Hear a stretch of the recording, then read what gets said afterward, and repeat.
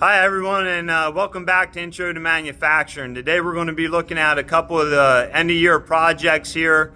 First thing we're going to is infinity table that's being made here by Gavin, Gamby, and Keegan.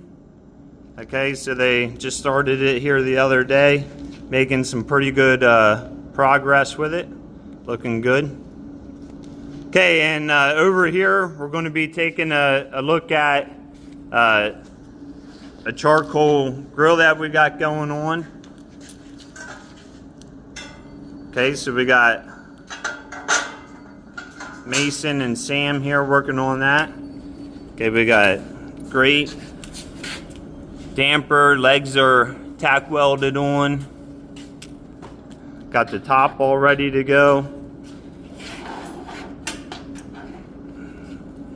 Handle, damper, some hinges, got to put on the smokestack. Okay, so things are starting to come together, looking pretty good. What do you guys think? Fun project? Yes, sir. Okay, a lot of work? Yeah. Not as easy as you thought it would be? About 2 to 3 weeks so far. 2 to 3 weeks? Okay, now, the real question is, how many burgers do you think we can fit on there?